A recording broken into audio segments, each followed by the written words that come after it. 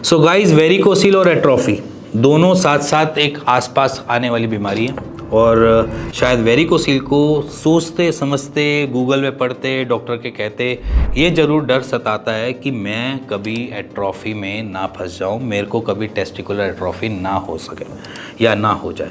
तो ये डर बिल्कुल आपका सही है।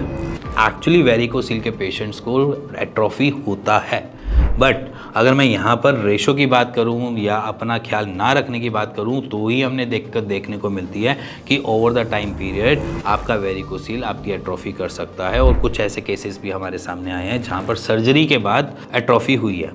तो बट समझो इन सारी बातों को कि हम इससे कैसे बच सकते हैं, क्योंकि सिंपल सी बात समझना कि अगर आप वेरिकोसिल के पेशेंट हो तो डर होना भी चाहिए। एज ए डॉक्टर ज़रूर बोलता हूँ, क्योंकि अगर डर नहीं होगा तो आप उसके ऊपर एक्ट नहीं करोगे, और अगर एक्ट नहीं करोगे तो आपको आने वाला फ्यूचर आपको डिस्ट्रॉय कर देगा। ये एक डर होना चाहिए, और डर एक्चुअली जेन्युइन होता भी है इसमें। सो समझना, वेरिकोसील आपका बेसिकली ब्लड का रेशो कम कर देता है एज़ कम्पेयर टू आपके जो ऑलरेडी जो नॉर्मल बॉडी के डे टू डे की रूटीन में होता है, उससे थोड़ा सा लो कर देता है। अब क्या होता है, थोड़ा सा फंडामेंटल समझते हैं। वेरिकोसिल में होता क्या है, समझ लो ये आपके टेस्टीज हैं, ठीक है। यहाँ पर दो सप्लाई हैं, एक आर्टरीज की सप्लाई और एक वेन्स की सप्लाई है। यहाँ से आर्टरीज की सप्लाई आ रही है और यहाँ से आपकी वेन्स की सप्लाई जा रही है।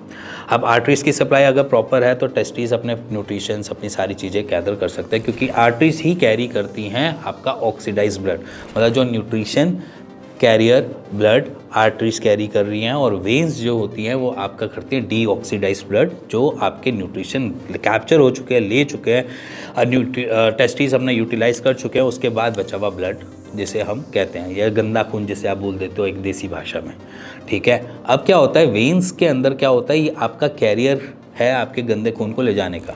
अब यहाँ पर क्या होने लगी है, पूलिंग होनी चालू हुई है आपकी, किसमें, वेन्स में। आर्टरीज में कुछ डिफेक्ट नहीं आया, बट वेन्स में पूलिंग होनी चालू हुई है।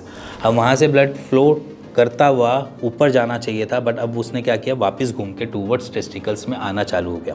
अब टेस्टिकल्स में जब वापस आना चालू कर दिया तो इसकी एक लिमिट है, टेस्टिस की क्या है, लिमिट है।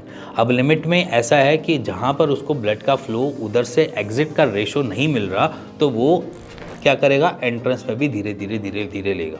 अब धीरे धीरे लेते लेते अब उसके पास क्या दिक्कत मिल गई है कि जहाँ पर उसका ब्लड का फ्लो ऐसे चलना चाहिए था, आर्टरी से आया, चलो चला गया, एग्जिट के पॉइंट की वजह से यहाँ पर थोड़ा सा ब्लड का फ्लो बिगड़ गया। अब जब ये बिगड़ा ब्लड का फ्लो, तो इसकी वजह से आर्टरीज से कैप्चर होने वाले न्यूट्रिशन या ऑक्सीडाइज ब्लड वो ढंग से नहीं ले पा रहा, जिसकी वजह से यहाँ पर आपकी धीरे धीरे करके इसने अपनी मेहनत को कम करने के चक्कर में एट्रोफी करना स्टार्ट कर दिया, और अपने खाना ढंग से या भूखा होने की वजह से उसने अपने आप को छोटा करना चालू कर दिया। ये पूरा सिनेरियो होता है एट्रोफी होने का। अगर मैं वेन्स के ऊपर काम करना स्टार्ट करूं आज से, कि जहां पर मेरे को ब्लड का फ्लो बेटर मिले, जिसकी वजह से क्या हो कि मेरी टेस्टीज अच्छे से न्यूट्रिशन गैदर कर पाएँ, इसलिए मैं हमेशा आपको कहता हूं कि लेग रेसेस वाली एक्सरसाइजेस करना स्टार्ट करो। मैं आपके सामने पोस्टर भी दिखा रहा हूं। इस पोस्टर को सुबह शाम 2 टाइम करना ज़रूरी है, 15-15 मिनट अपने लिए निकालो, जिसकी वजह से आपके ब्लड का फ्लो टूवर्ड्स एंटी ग्रेविटी चले और आपके वहाँ पर ब्लड के फ्लो की पूलिंग ना बन पाए और रिफ्लक्सेस ना क्रिएट हो पाए, जिसकी वजह से आर्टरीज का जाने वाला ब्लड का फ्लो टूवर्ड्स द टेस्टिस ढंग से पहुंच पाए और वो अपने न्यूट्रिशन गैदर कर पाए और एट्रोफी में कभी जाए ना। तो ये एक एक्सरसाइज इतनी कारगर है जिससे आप अपने एट्रोफी को ज़िंदगी में बचा भी सकते हैं। तो इसीलिए आज से ये स्टार्ट कर दो, और यही एक्सरसाइज है जो आपकी फर्टिलिटी को भी हैम्पर होने से रोक सकती है, क्योंकि जब टेस्टिस के पास अगर प्रॉपर न्यूट्रिशन पहुँचे होंगे तो अपने स्पर्मेटोजेनेसिस के प्रोसेस को भी वो अच्छे से दे पाएगा। अगर उसके बाद न्यूट्रिशन पहुँचेंगे नहीं तो स्पर्मेटोजेनेसिस के प्रोसेस को नहीं दे पाएगा, और वही लैक ऑफ न्यूट्रिशंस उसको फर्टिलिटी पे देखने को मिल जाते हैं, जहाँ पर हमारे स्पर्म काउंट कम बन रहे हैं, मोटिलिटी लो हो रही है, या फिर मॉर्फोलॉजी ख़राब हो रही है। तो इसीलिए समझो इस बात को कि एक्सरसाइज आपको अपने नॉर्मल रूटीन में लेकर आनी पड़ेगी, साथ ही साथ इसके ऊपर और अलग से काम करना पड़ेगा, जैसे डे टू डे की रूटीन में सपोर्टर पहन के घूमना, वजन को ना उठाना, कॉन्स्टिपेशन अपने आप को बनने मत देना, इसी के साथ पूरी डे टू डे की रूटीन में ज़्यादा से ज़्यादा ऐसे रिलैक्सिंग मोमेंट पे रहना और अपने पोस्टर्स को बार बार चेंज करते रहना, इन सब सारी चीज़ों पे मैंने पूरी बहुत सारी वीडियोस बना रखी हैं, आप जाकर देख सकते हो। मैं उन सारे वीडियोस का लिंक डिस्क्रिप्शन में डाल दूँगा, प्लीज़ जाकर विज़िट करो। और मैं आपसे एक ही निवेदन करता हूँ कि वेरिकोसील हुआ है तो घबराओ मत, एट्रोफी से भी डरो मत, उसके लिए फ़ाइट करना स्टार्ट करो आज से, जिससे कभी भी आप ऐसी कंडीशन में ना पहुंचो जहां पर आपकी फर्टिलिटी हैम्पर हो रही है और जहां पर आपको कोई भी इशू आ रहे हैं। मैं ये इसलिए आपको मैसेज देने की कोशिश कर रहा हूँ क्योंकि मैंने ऐसे पेशेंट्स को देखा है जहाँ पर पेशेंट एट्रोफी होने के बाद हमारे पास आते हैं,